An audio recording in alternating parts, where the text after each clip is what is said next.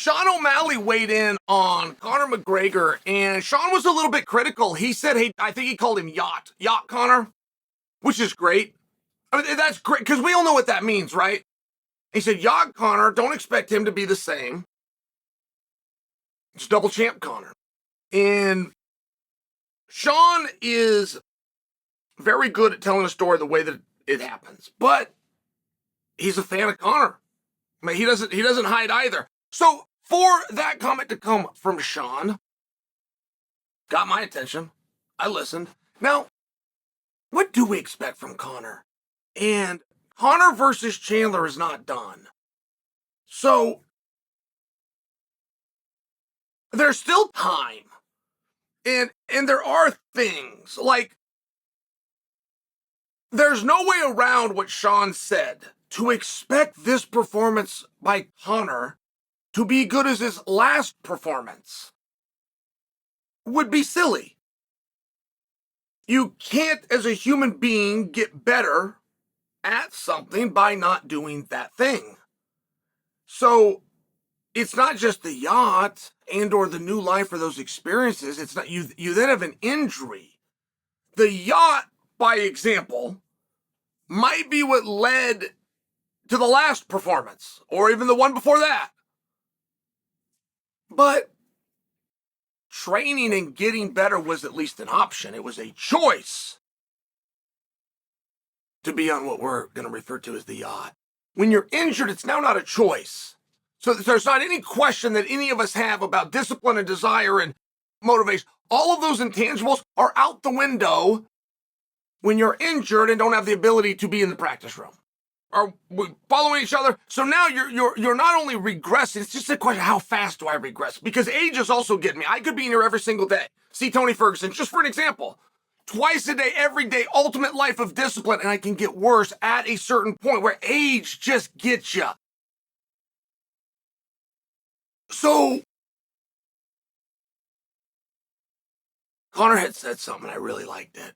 Conor said a couple of things where he went off script. He went off script from, red panty night. Anything I do or say, my press conference, my numbers, my interview, my money, my pay-per-views. He got off of that a couple of times. And he was even referring, it might have even been once to Chandler, where Chandler said, hey, let's speed this up and let's go. And Conor's going, hey, man, I'm in the same spot. He said it real quickly. And I'm adding a few words to it. But the message, even real quickly, is he said, man, I'm a contender too. I don't have this whole thing figured out. I'm trying to get back to that. It was real quick how he said it, but I liked it a lot. It showed a hunger, showed a humility, which you don't say from Conor. It's very refreshing. It's very quick. I liked it a lot. And Conor did another one where he talked about the delay. And he talked about his concerns, his own personal reservations about having a delay. And a fighter's confidence comes from one thing: conditioning. Nothing else. It is not from his power. His, what he can bench press. How many guys he's knocked out. What his experience is. How good is the opponent or past experience was that exact opponent. Like really knowing this, knowing what this guy's going to do, having a real good frame of reference. The only thing that a fighter will derive confidence from is conditioning. A fighter's biggest fear, any combat athlete's biggest fear, is not losing the match. That doesn't keep them up at night, ever. 0 times, 0 moments of sleep will they lose thinking about outcome of a match. A combat athlete's biggest fear is exhaustion. That he will reach a point of fatigue where he can't do the number one rule, which is protect himself at all times. He might not be able to finish the match. He might have to curl up in a ball and just lay like that. It's the biggest fear. And if you haven't been in there for a period of time, the number one hit that you're going to take is to your conditioning. That's before father time comes in. That's before your fast twitch, slow twitch, muscle reaction. That's before any of that. Your timing, your speed, your direction, your distance, all of those things are very real. They're all underneath conditioning. I bring this to you because Conor had made a statement almost as though he was aware of that. He's got the right to be. That's very fair. At the best of times in youth, pushing and pulling and going hard. Conor didn't have one of those bodies that was made for 25 minutes. Very few are, right? Very few guys can knock you out in the first round and win a decision. Very few guys. I mean, you're talking about a Jordan Burroughs-esque athlete. And I would love to hear another example. I would love to hear of somebody that is big of a threat in the 5th round as they are in the first, in any sport. Tell me somebody in basketball that's as big of a threat in the last 5 minutes as they were in the first 5, right? It's a rare thing. Even if you come up with a name or two, you'll come up with a name or two. You won't come up with a list. I say that because that's not a knock on Conor. It's a reality.